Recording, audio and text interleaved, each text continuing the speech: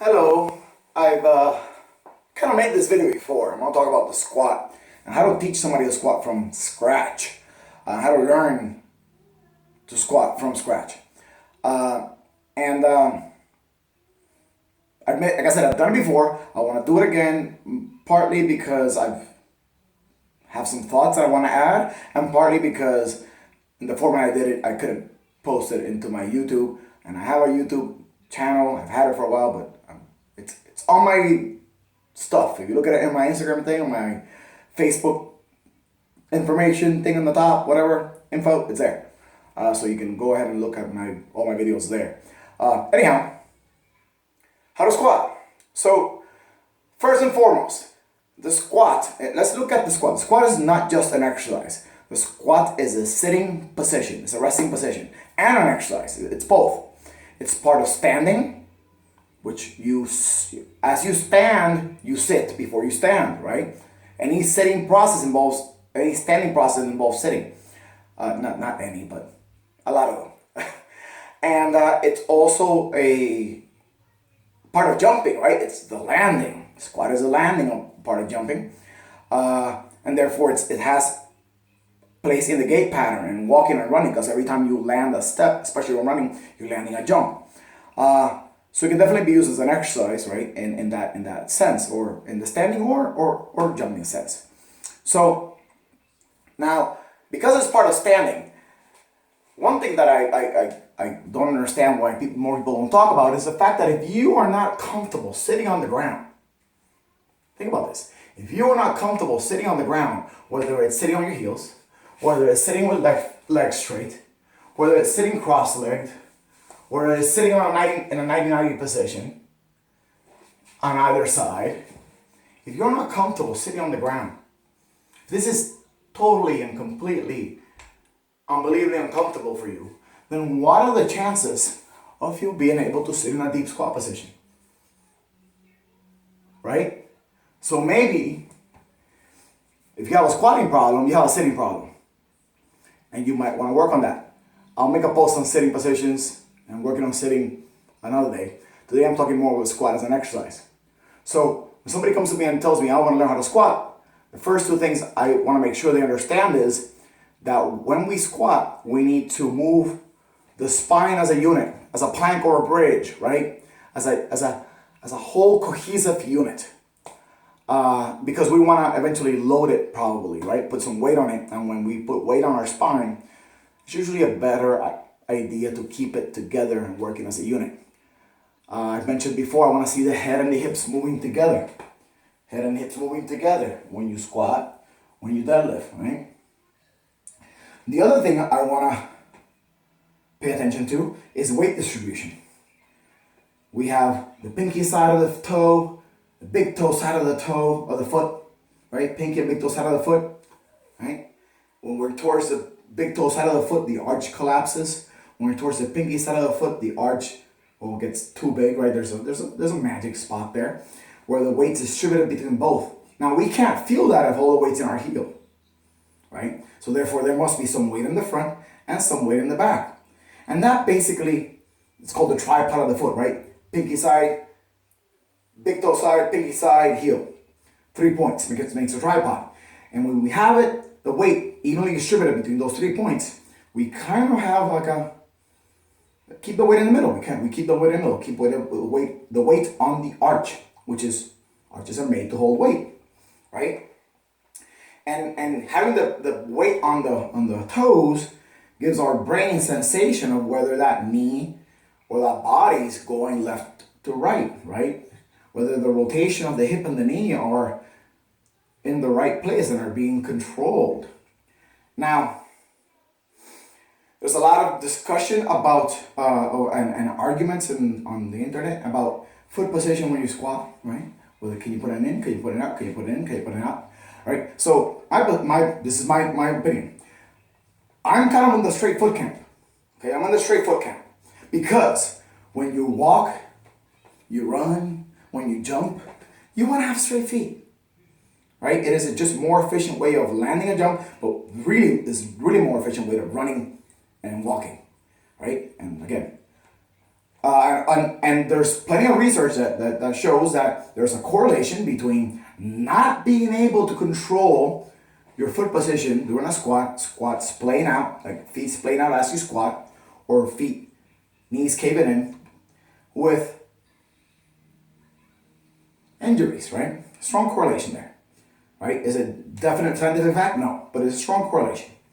So if I have to pick a side, I'm gonna go with straight foot side. But here's the thing.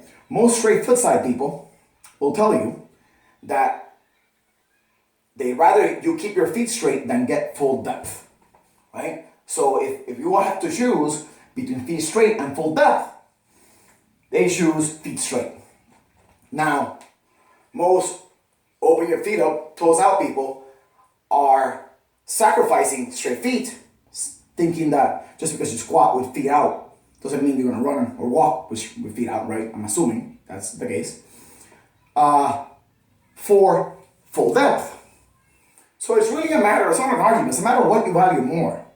You value a straight feet that transfer to running and walking and jumping, or you value the full depth that's gonna theoretically allow you to work the hip muscles and the knee muscles and the ankle muscles through a larger range of motion.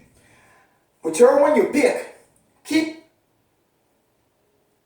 the knee and the foot going in the same direction, right? The knee and the foot must agree with where they're going, or the foot and the knee, right? Because if your feet are out and your knees go forward, that's a problem, right? All the way to on the big toe.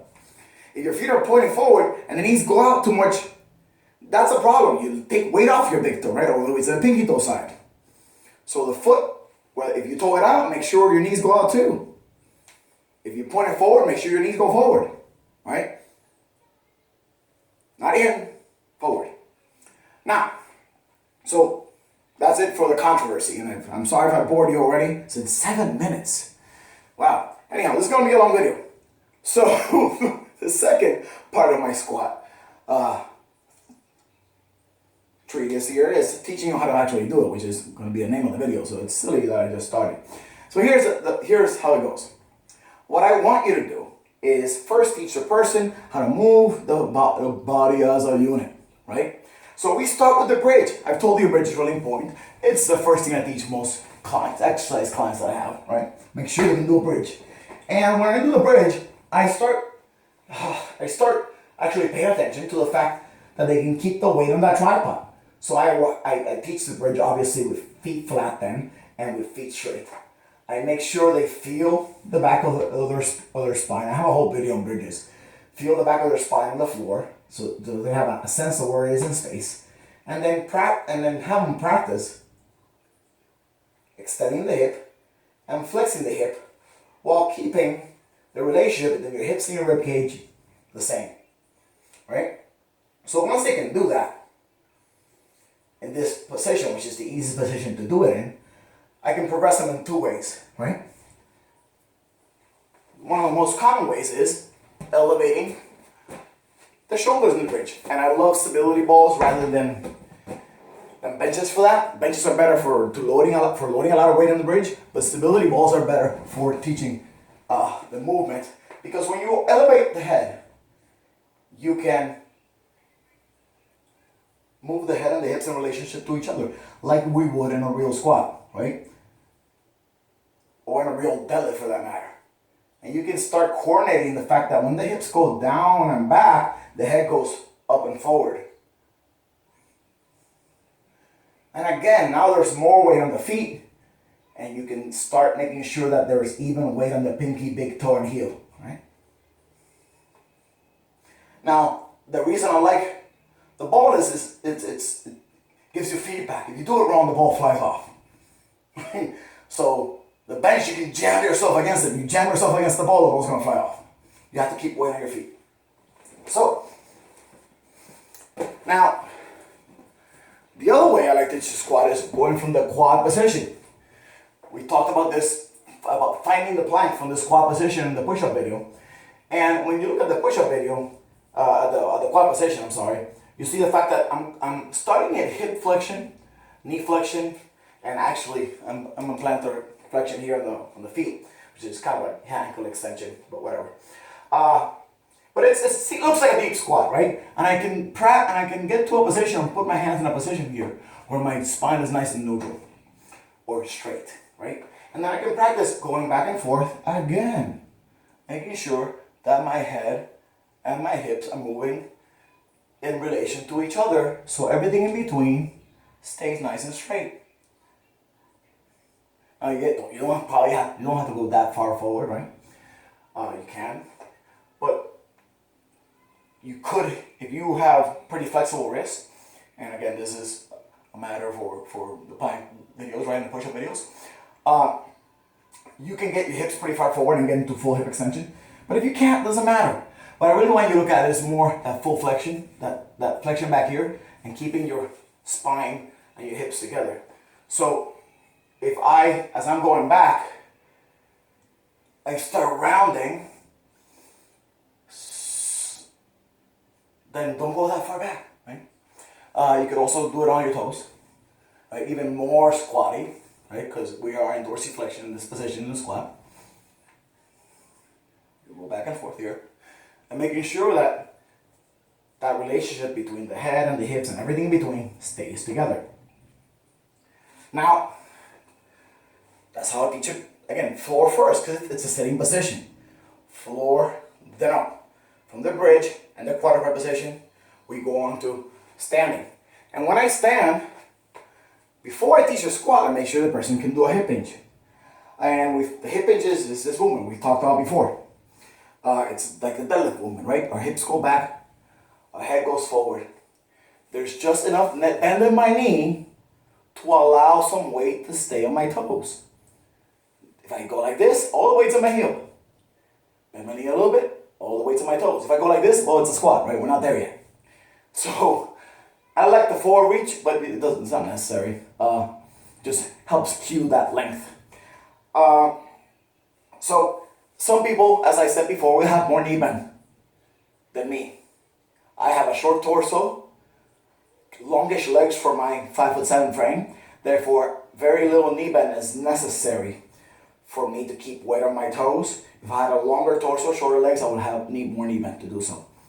And some people, when they start doing that, they're gonna go automatically driving the knees first and not learn how to load that hip. If that happens, I like to put people, I don't have a good bench, with feet under a bench or a chair, so it blocks their knees as they go forward, the bench or the chair, and then pushes the hips back, right? So it gives them some feedback. So the knees are kind of close, so the knees can bend a little bit, but not too much. And again, I'm not really hung up on how much the knees bend. I just want the focus to be the hips to go back and forth. Now, once you got that, and I can get most people to that way faster than a deep squat, in my experience. Then we start working on depth of the squat, right? And there is no magical depth. I couldn't care less how deep one of my clients squats, but I just want to kind of allow them, guide them into getting as much depth as possible. I said clients, that's personal training habits. Clients are students, right? I'm a teacher now, so that's how I should think about it. But again, I couldn't care less how deep they go. Some people are going to go deeper, some people are going to go less deep. There's different types of hips, although statistically speaking, most hips are pretty similar, but there are different types of hips. It's a fact, right? And the fact is, we are not in a hurry, right? Somebody has a shallow squat, and the hip anatomy allows a deeper squat, and it takes them 10 years to get there. Great. It's not that they can't get stronger on time there. They can focus on shallower squats and deadlifts and other things, right? Doesn't matter. So again, to work on depth, we kind of covered this before as well. My two favorite tools are two tools, and again, I'm showing my closet. My wife's gonna kill me. First tool is the limited range of motion squat, right? Where somebody's gonna squat to a limited range of motion. Make sure they can stop there, be stable there, right? And then they come up from there, and then we can progress the range.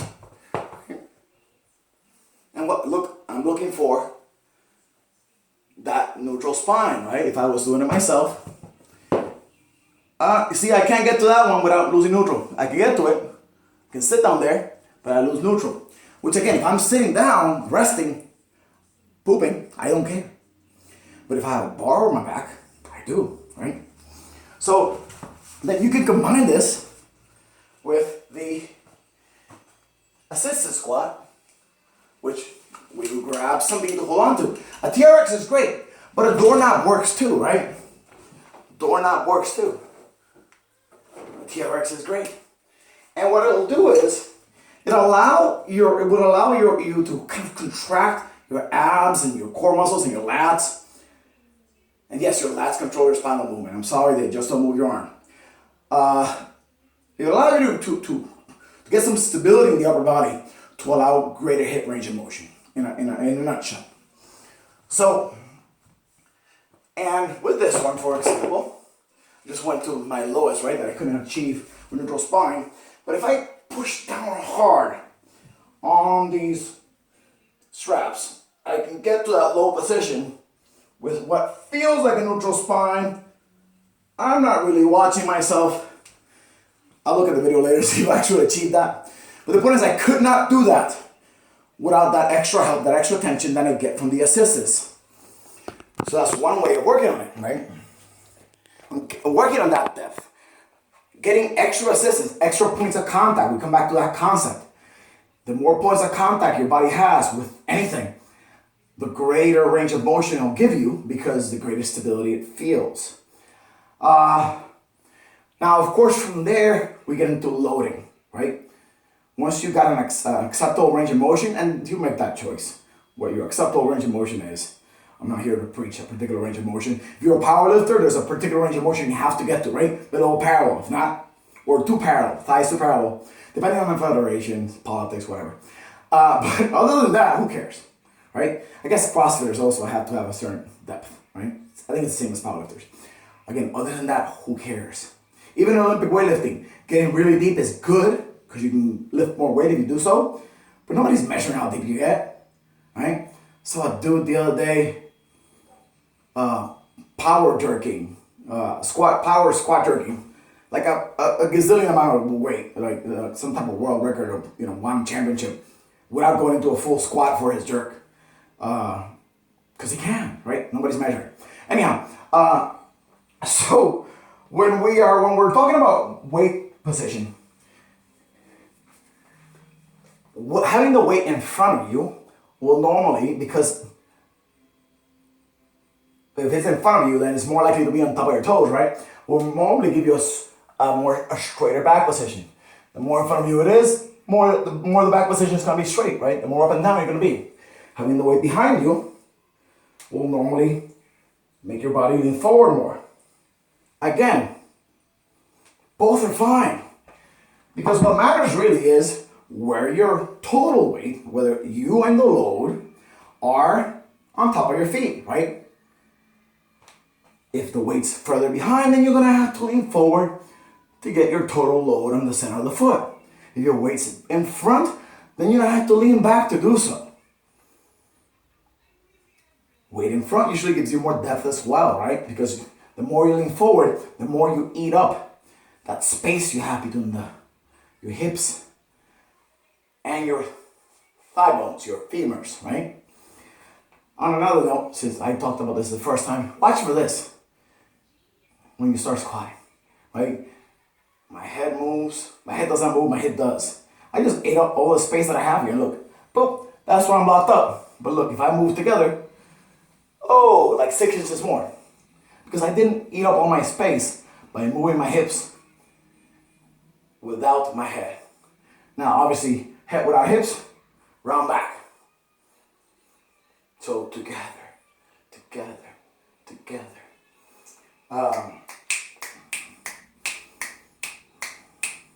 Obviously, these things don't have a script or anything. That's it. I guess that's it. That's it for today. That's my ideas on teaching somebody how to squat today.